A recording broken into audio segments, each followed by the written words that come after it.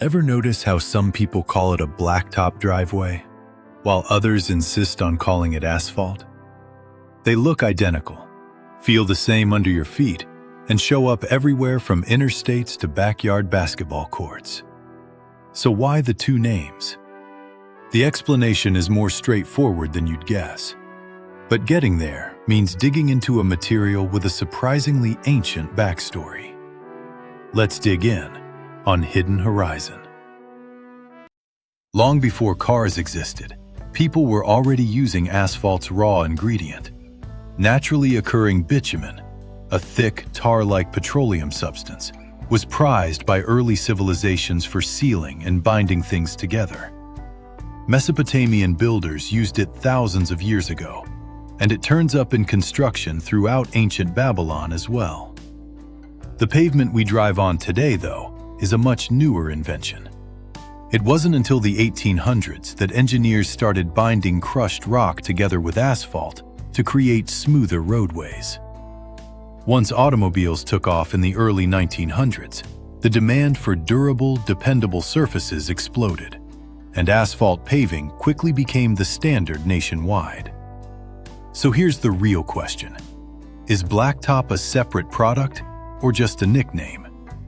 Technically, blacktop falls under the asphalt umbrella, but in everyday speech, the two words get used as if they mean exactly the same thing, because functionally, they usually do.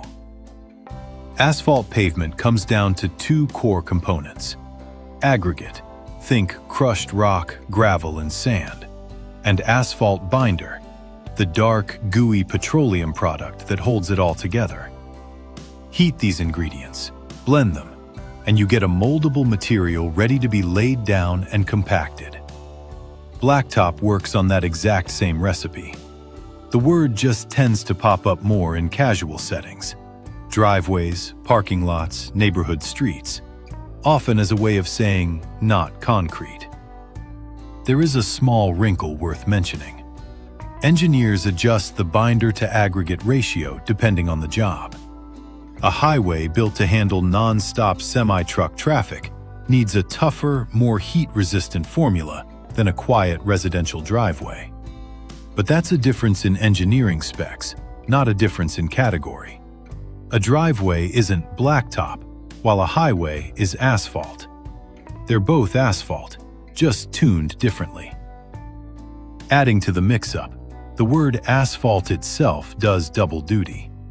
Sometimes it means the finished paved surface. Other times it refers specifically to the sticky binder alone.